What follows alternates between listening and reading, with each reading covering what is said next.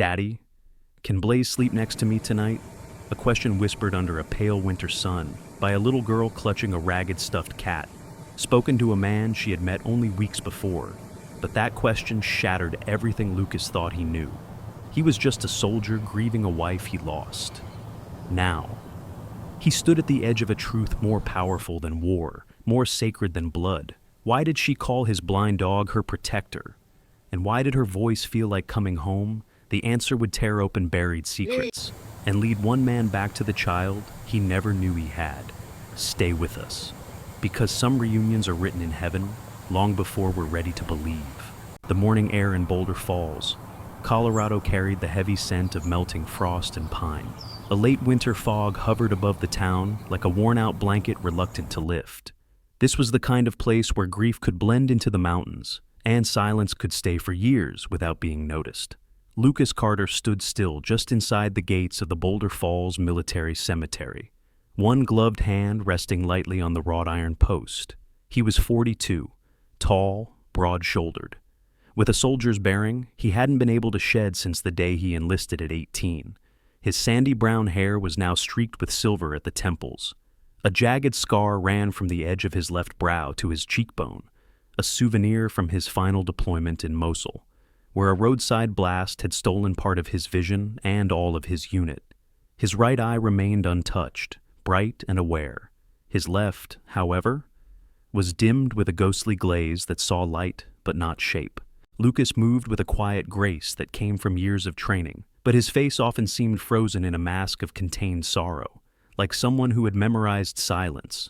He wore a worn field jacket, pressed jeans, and brown leather boots dulled by gravel and memory.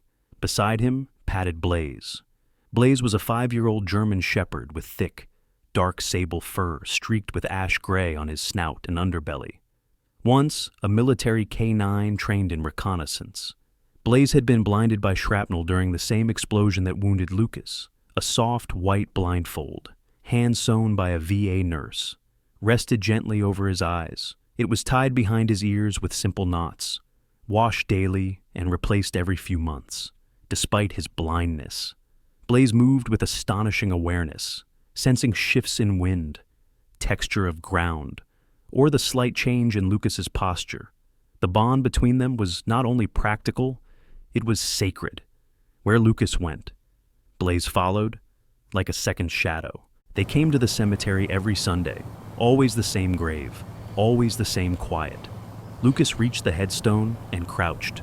The stone was simple, gray, engraved with Sarah Grace Carter, 1987, 2018. She whispered courage into the silence. He laid a single lily on the ground. Then he sat back on his heels and lowered his head. Sarah had been a nurse, tall, willowy. With dark auburn hair she often tied in a loose braid, and kind green eyes that always searched for the broken part in others. She met Lucas at a VA support event after his second tour. She had this way of making everyone feel like they mattered, even the men who came in drunk, bruised, or barely speaking. But something in her had changed after a miscarriage in 2016. The miscarriage hadn't broken her spirit, but it had quieted something bright inside her. She stopped talking about the future, about adoption, about hope, and when cancer came 2 years later, it came fast. Lucas had been overseas during most of her treatment. She never told him how bad it had gotten until it was too late. She left no letters, no instructions, just this headstone. He still came, every Sunday, rain or sun or snow.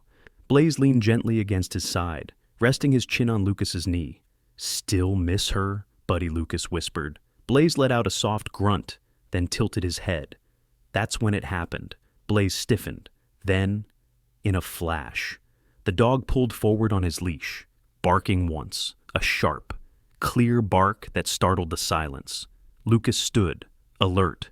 Blaze never barked in cemeteries, never without reason. Blaze, wait. But the shepherd surged ahead, nose to the earth, weaving through rows of headstones. Lucas followed, boots crunching over brittle frost, his chest tightening. They stopped near the northeast edge of the cemetery, under the bent shadow of a weeping birch. And there, curled up on the ground beside a grave marker, was a little girl She couldn't have been more than 5. Her coat was 2 sizes too big, pale pink with faded stars, its sleeves swallowing her hands. Her hair was dark brown, tangled, hanging in clumps over her eyes. Her jeans were frayed at the cuffs, and one shoe was untied. She sat cross-legged, clutching a worn-out stuffed cat to her chest. The cat's seams had burst in 2 places, its once white fur now gray with dust. One of its button eyes was missing. The girl didn't notice Lucas at first. She was crying, quietly, in that way children do when the sobs have gone dry. Her little shoulders shook, and her mouth trembled as she rocked back and forth. Lucas knelt slowly. "Hey there. Are you all right?" She looked up. Her eyes were swollen and rimmed red, and in that moment, something cracked inside Lucas. "Daddy," she whispered. Lucas froze. The wind picked up slightly, sending a drift of pine needles skittering across the stone path. "I'm sorry." "What did you say?" She blinked at him, tears clinging to her lashes. "Mom said you'd find me here." Lucas's mouth opened. No sound came out. His breath caught halfway between disbelief and something deeper, an ache he thought had long since fossilized. Blaze sat down next to the girl, slowly, gently. He lowered his head and let out a soft whimper. The girl, still clutching her stuffed cat, leaned over and rested her tiny cheek against the dog's shoulder. Lucas looked around. No adults in sight, no parked car, no signs of someone searching for her. Just the wind, the trees, the headstones, and the strange, impossible words she'd just said. He swallowed hard. "What's your name?" She sniffled. "Haley." Lucas's hands trembled. "Haley. Do you know where your mom is?" "She's gone," the girl murmured. She said, "You'd come when I was ready." Blaze nudged the cat toy gently with his snout. "Is this your kitty?" Lucas asked, voice hoarse. Haley nodded. "Her name is Button. She helps me not be scared." Lucas stared down at the child who had somehow found her way to this grave, Sarah's grave, and called him by a name he hadn't heard from a child in years. And something inside him whispered, "This isn't a mistake." Lucas Carter sat at the weather-worn bench near the northeast gate of Boulder Falls Military Cemetery. Blaze curled at his feet, resting his head on his paws. The little girl's voice still echoed in his ears. "Daddy!" His thoughts spun like a wheel stuck in gravel, slipping, circling, unable to gain traction. Beside him, the tattered stuffed cat rested on the bench, its single eye staring blindly ahead, just like Blaze. Haley had curled against Blaze's side as if she'd known him for years. When Lucas gently asked her again where her mother was, she only repeated, "She's gone now. I just wanted to say goodbye." He had crouched beside her, unsure of what to do next, when the sound of approaching footsteps snapped his head up. A tall, lean man emerged from between the graves, his charcoal gray coat buttoned tightly against the breeze. His sandy hair was neatly combed, and wire-rimmed glasses framed narrow blue eyes. In his right hand, he held a buzzing phone, which he quickly silenced. "There you are," he said with an affable smile that didn't reach his eyes. "I was looking all over." His voice was calm, but clipped, precise. "She tends to wander when she gets emotional. I hope she hasn't been any trouble." Lucas stood slowly, his posture instinctively straightening. She was sitting alone, crying. The man's smile remained frozen. Kids grieve in strange ways. "And you are Thomas Reed," the man replied, extending a hand that Lucas didn't take. "I'm Haley's foster father. We're staying nearby. And she got away from me." Haley had shrunk behind Blaze, fingers gripping his white blindfold like a lifeline. She didn't speak. Lucas narrowed his gaze. She said her mother's name was Sarah. Lucas said quietly. Thomas flinched, just enough to notice, then forced another thin smile. She meant Sandra. She confuses names. Trauma does that. Lucas didn't respond. He looked down at Haley, who now refused to meet his eyes. "Well, thanks for keeping an eye on her," Thomas said, stepping forward. He reached out a hand. "Come on. Haley, time to go." Haley hesitated. Blaze growled softly. "Blaze, easy," Lucas warned, placing a hand on the dog's neck. Thomas's eyes flicked downward, without another word.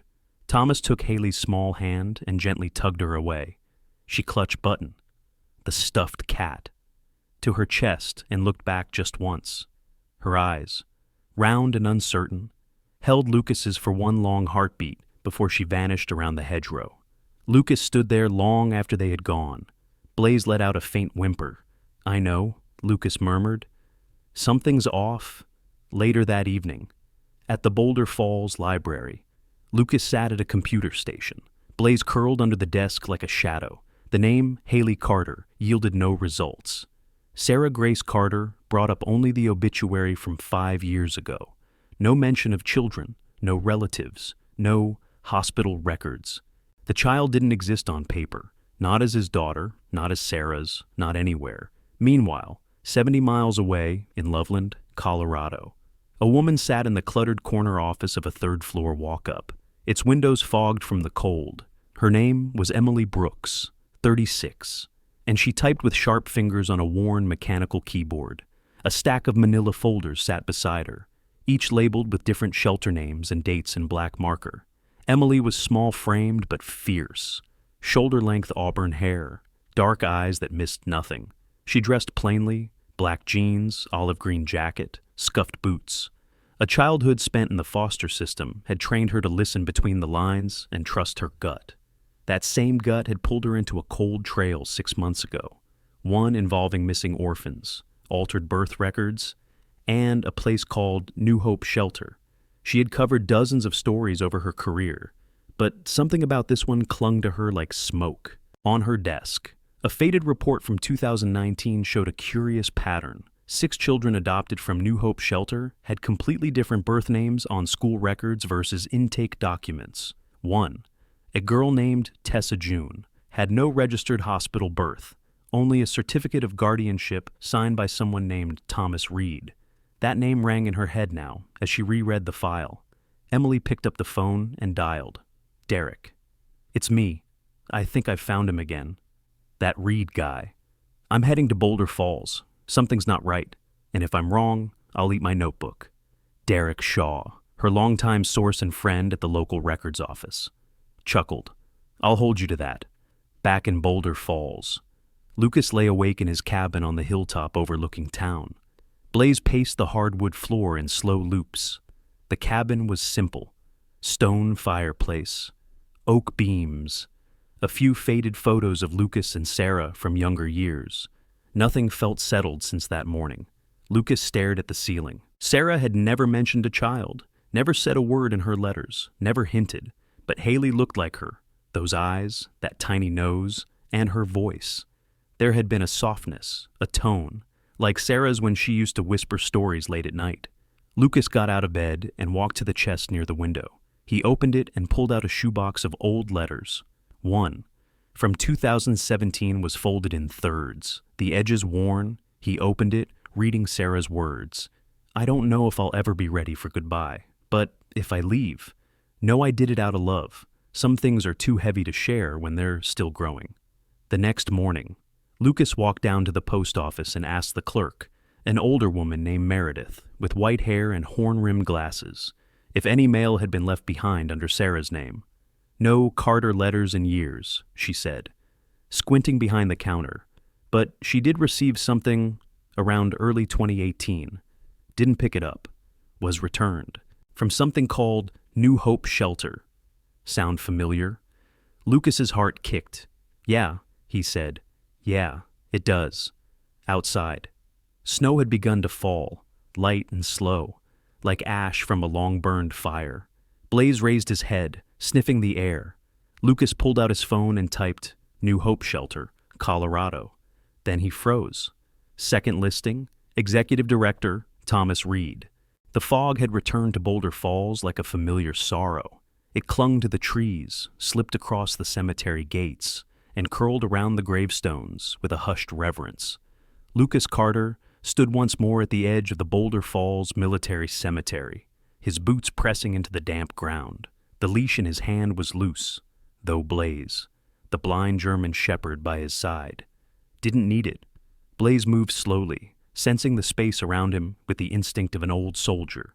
His white blindfold fluttered faintly in the breeze.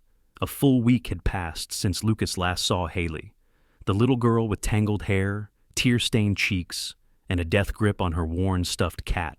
Her voice still rang in his ears. Daddy, her eyes, wide and soft, had looked so much like Sarah's that it had rattled something loose inside him. Now, he was back in the one place that still connected them. He walked quietly among the rows of stone, letting Blaze guide him back to the familiar grave. The ground beneath the birch tree was undisturbed, just as he had left it, but there, crouched in the distance, was someone he hadn't expected to see, an old man with a bent back, trimming the grass at the base of a headstone. "Morning," Lucas said cautiously. The old man straightened with effort, turning to face him. He wore a worn olive jacket, thick gray gloves, and a faded baseball cap with the letters BFC Grounds stitched in thread. His name tag, barely hanging on by a single clip, read Franklin Mays. Franklin was in his late 70s, tall but brittle, with pale blue eyes that had grown translucent over the years. His face was lined deeply, but not with bitterness, more like someone who had lived through decades of quiet labor and had made peace with most of it. "You must be the one that leaves lilies," he said after a moment, his voice a blend of gravel and warmth. "Lucas Carter, Right Army." Lucas gave a hesitant nod. That obvious Franklin chuckled, tapping the rake against his boot. "You walk like a man who never forgot formation." Lucas smiled faintly, then looked toward Sarah's grave. "Did you know her?" Franklin's expression softened. "Knew of her. Sweet girl. Always had this way of making the cold feel less cold." After a pause, Lucas cleared his throat. "There was a little girl here last week. Brown hair, about 5. Her name's Haley." Franklin nodded slowly. "Comes every week, always early, sits by this grave right here." He gestured at Sarah's headstone. "She doesn't talk to me, just sits quiet, hugs that little cat of hers, leaves before I can say much." Lucas felt a chill beneath his ribs. "How long has she been doing that?" "Maybe 6, 7 weeks now," Franklin said. "First time I thought she was lost. Tried to call out, but she just smiled, like she already belonged here." Lucas's fingers curled tightly around the edge of his coat pocket. "Did she ever leave anything?" Franklin squinted, thinking. "Now that you mention it, found something just this morning. Thought it was trash at first." He pulled a small glass jar from a satchel resting nearby. The lid was rusted but still sealed. Inside, a piece of folded paper had yellowed with time.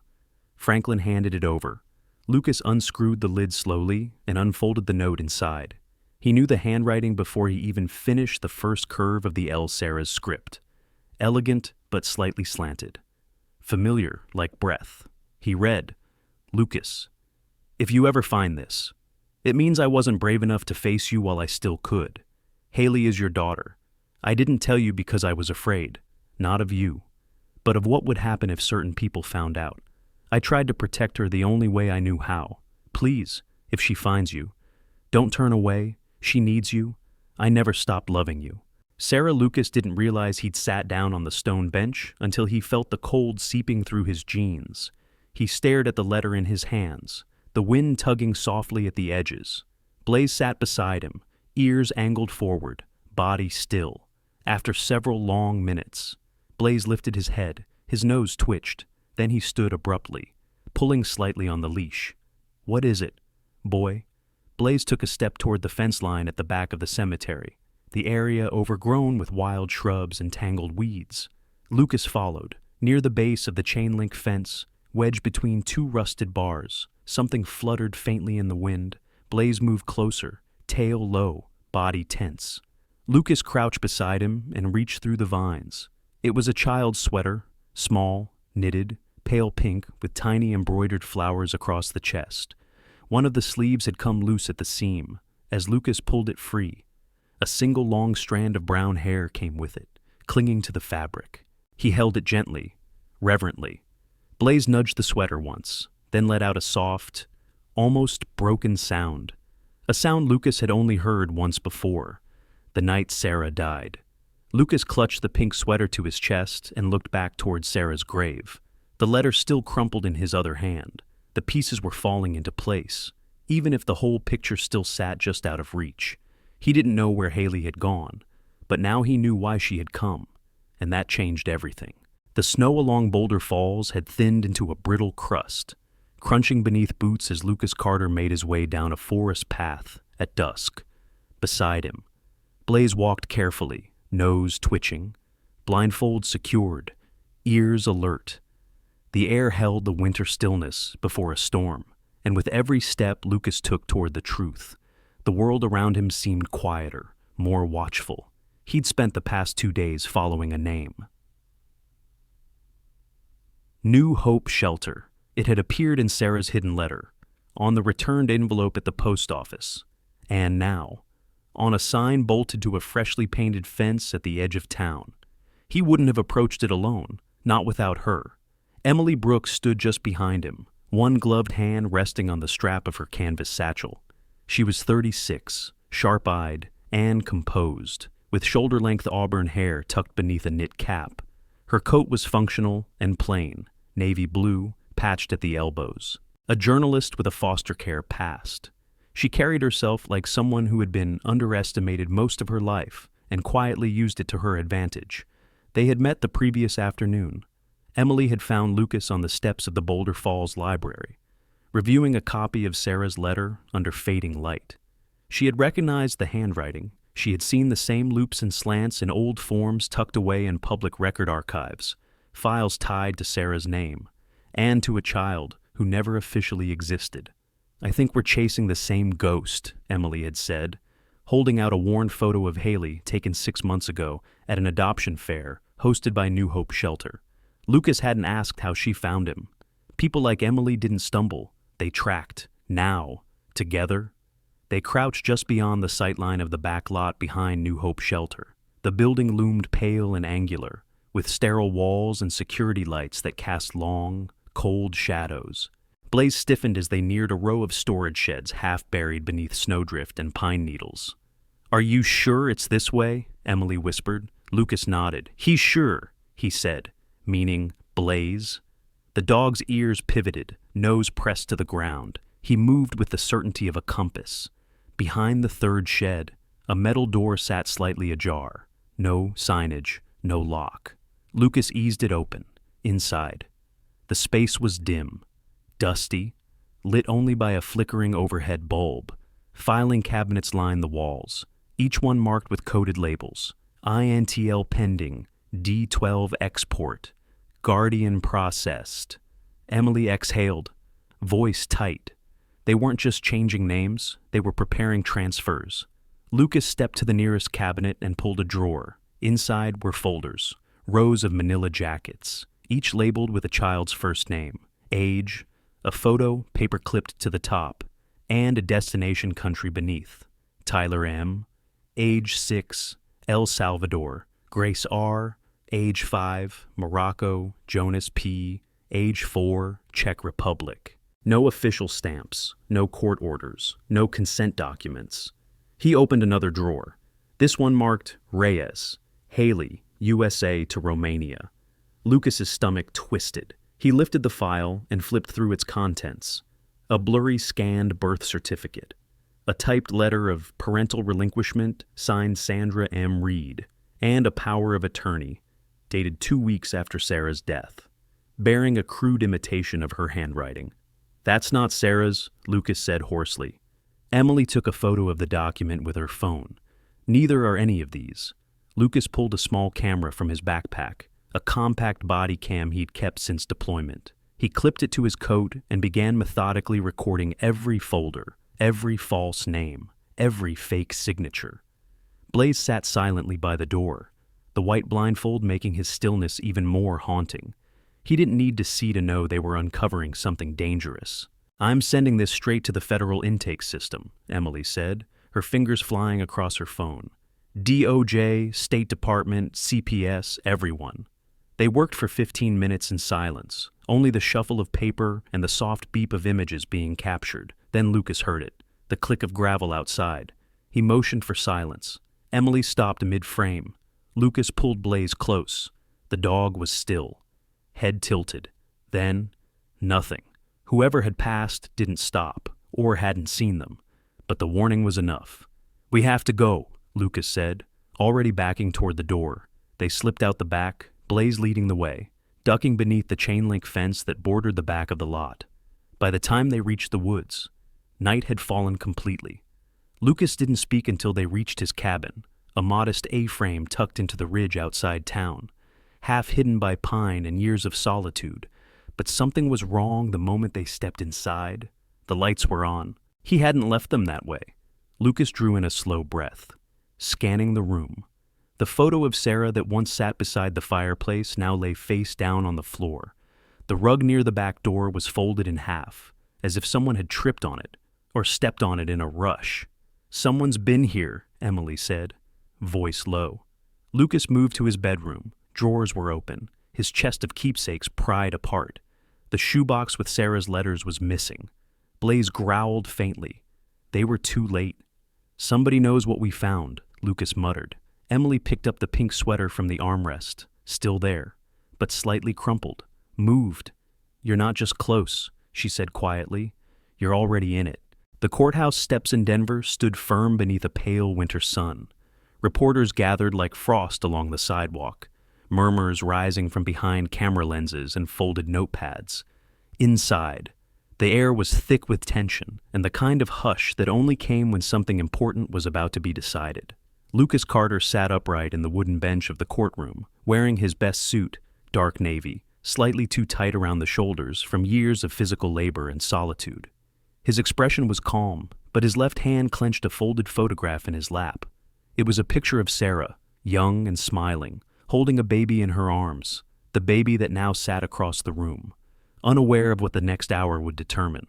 Haley sat beside a child advocate in a blue dress, legs swinging beneath the chair, the stuffed cat, Button, held protectively in her arms. She wore a white sweater and a blue ribbon in her hair, and though her expression was serious, there was something resilient about the way she held her chin just slightly higher than before. Blaze lay at Lucas's feet, blind but alert, his white blindfold still tied firm, his ears twitching at every sound.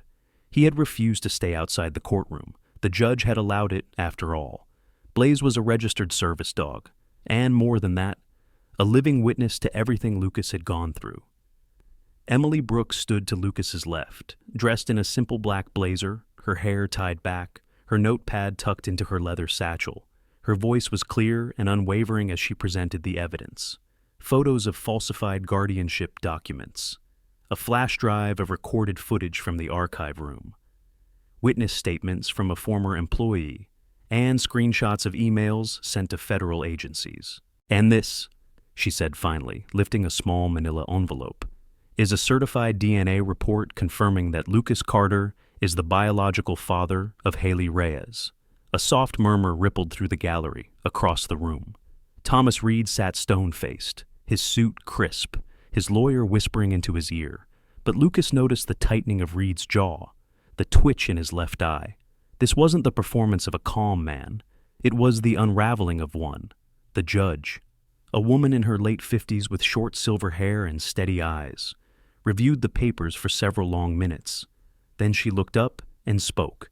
"Based on the presented evidence, this court finds that the guardianship authorization held by Mr. Reed was obtained through fraudulent means. Legal custody of Haley Reyes is hereby granted to Mr. Lucas Carter, her biological father."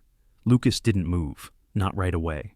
It wasn't until the bailiff nodded to him, gently, that he rose across the courtroom. Haley looked up at him, her eyes, so much like Sarah's, lit with something soft and trembling. Lucas crouched as she ran to him. "Daddy," she whispered. "I'm here," he replied, his voice cracking. She reached out and touched Blaze's head gently. "Can he come too?" Lucas smiled. He never left. Later that week, Boulder Falls welcomed the soft warmth of early spring in the form of melting snow and birdsong. The fields beyond Lucas's cabin were still touched with white, but the air no longer bit at the skin. It merely brushed it. Lucas stood outside, with Blaze beside him, watching the girl who had once sat crying beside a grave now chase the wind with a kite in her hand. Haley's laughter echoed over the hills, light and real. Her boots left small imprints in the muddy snow, and Button the stuffed cat bounced in her coat pocket with every skip. Lucas watched with a heart both heavy and whole. Inside, the cabin had changed too. Haley's drawings now lined the fridge. A stack of books sat beside the armchair, stories she asked him to read every night. There was a new twin bed across from his in the loft, and at its foot, a soft blanket for Blaze, who now rested closer to her than he did to Lucas that evening. Just as the last sun dipped below the trees, Lucas and Haley walked hand in hand through the field. Blaze followed closely, nose twitching, tail swaying. Haley clutched Button with one arm and leaned into her father's side. "Daddy," she asked quietly. "Yeah. Baby, can Blaze sleep next to me tonight?" Lucas looked down at her, his heart swelling in that slow, aching way that only love could bring. "He already is," he said, wrapping his arms around her as the last light touched her hair like a blessing. Sometimes, the greatest miracles begin in silence, a graveyard, a whisper, a blind dog's bark in the cold. This story reminds us that even in our darkest hours, God is still writing. When the world seemed to forget Haley, when truth was buried beneath forged signatures and false names, one quiet act of love, Sarah's letter, set everything in motion. It wasn't luck that brought Lucas and Haley back together. It was grace. In everyday life, we often miss the small signs, an unexpected encounter, a stirring in our spirit, a voice telling us not to give up. But those are often the moments where God is closest. He sees the children waiting to be found. He sees the fathers searching for redemption. And he places people, like Blaze, like Emily, like you, on their path for a reason. If this story touched you, take a moment to reflect on the people who fought for you, prayed for you, or simply stood beside you when you were lost. Share this story with someone who needs hope today. Leave a comment and tell us what part moved your heart. And if you believe in the quiet power of love, faith, and second chances, type Amen in the comments. Every share spreads light. Every view makes someone feel seen. And every subscription helps us keep telling stories that remind the world God is still working. May God bless you and your family. May He watch over your children, guide your steps, and comfort your heart. You are never truly alone. Amen.